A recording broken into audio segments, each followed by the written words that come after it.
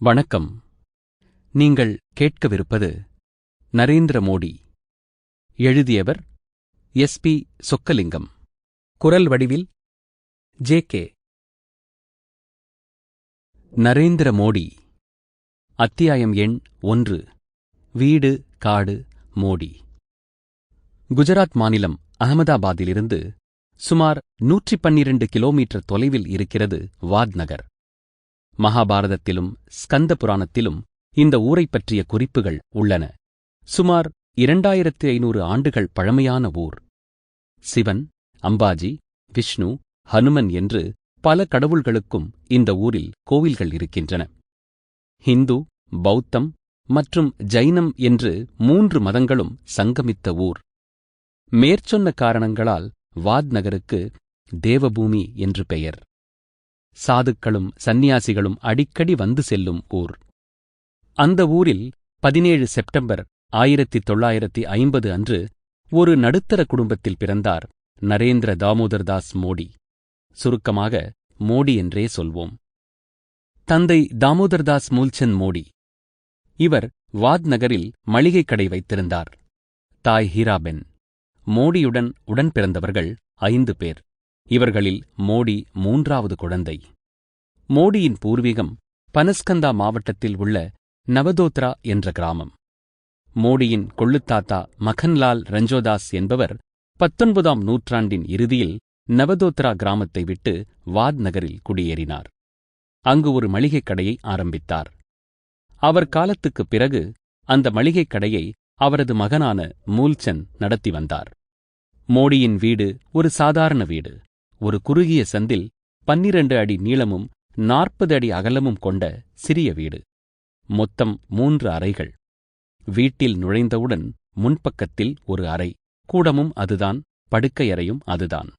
அந்த அறையின் ஓரத்தில் நீர் சேமிக்கப்பட்ட பானைகள் அடுக்கி வைக்கப்பட்டிருக்கும்.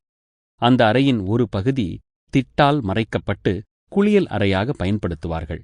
கழிப்பறையெல்லாம் கிடையாது. அவசரம் என்றால் வயல்வெளிக்குத்தான் போக வேண்டும். அடுத்த அறை சமையலறை.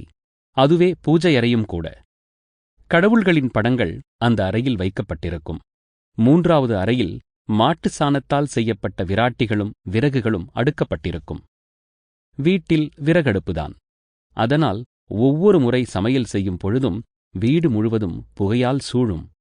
ஜன்னலும் இல்லாததால் புகை வெளியே போக முடியாமல் வீட்டுக்குள்ளேயே சுற்றிக் கொண்டே இருக்கும். மின்சார விளக்கும் கிடையாது. மண்ணெண்ணெய் விளக்குதான். இருட்டான புகைமூட்டமுள்ள வீட்டில் வெளிச்சம் வேண்டி மண்ணெண்ணெய் விளக்கு ஏற்றப்படும்.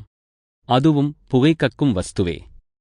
குடும்ப அளவு பெரிதாகிவிட்டதால் தாமோதர்தாஸ் மோடி மேல்தளம் ஒன்றைக் கட்டினார். இரும்புத் தகடுகளால் செய்யப்பட்ட கூரை என்பதால் வெயில் காலத்தில் வீட்டுக்குள் தாழ முடியாத வெப்பம் உண்டாகும். வீட்டின் ஆண்கள் அருகிலுள்ள ஏரிக்குச் சென்று குளிப்பார்கள். மோடிக்கு அந்த ஏரியில் நீச்சல் அடிப்பதென்றால் அலாதி பிரியம். குடிப்பதற்கும் சமையலுக்கும் தூரத்தில் உள்ள ஒரு கிணற்றிலிருந்து தினமும் தண்ணீர் கொண்டு வர வேண்டும். தினம் தினம் போராட்டம்தான். மோடி அவரது சகோதரர்களைப் போலவே அரசு ஆரம்பப் பள்ளியில் படித்தார். உண்மையில் சைனிக் பள்ளியில் படிக்க வேண்டும் என்பது அவர் விருப்பம். காரணம், அங்குதான் இராணுவப் பயிற்சி தருவார்கள். ஆனால் அவரது தந்தை அதற்கு மறுப்பு தெரிவிக்கவே பகவச்சாரிய நாராயணச்சாரிய மேல்நிலைப் பள்ளியில் சேர்ந்து படித்தார். மோடி புத்திசாலி மாணவர். துருதுருவென இயங்கக்கூடியவர். பள்ளியில் அவருடைய நெருங்கிய நண்பர் ஜசூத் கான் பட்டான். இருவரும் 11 ஆண்டுகள் ஒரே பள்ளியில் படித்தார்கள். மோடியின் நட்பு வட்டம் மிகவும் பெரிது. நண்பர்கள் மத்தியில் மோடியின் சுருக்கப் பெயர் என்.டி. பள்ளிக்கூடம் முடிந்தவுடன் மோடி விரைவாக தந்தையின் மளிகைக் கடைக்கு சென்று விடுவார். அங்கு அவருடைய தந்தைக்கு உதவி செய்வார். மோடிக்கு புத்தகங்கள் படிப்பதில் அலாதி விருப்பம். வாத்நகர் நூலகத்தில்தான் தன்னுடைய பெரும்பான்மையான நேரத்தை செலவிடுவார். பிரத்யேக சிறுவர் இதழ்களான பாலசந்தோஷ் போன்ற புத்தகங்கள் மோடியை மிகவும் கவர்ந்தவை. மோடிக்கு நரேந்திரநாத் தத்தா என்கிற சுவாமி விவேகானந்தரை மிகவும் பிடிக்கும்.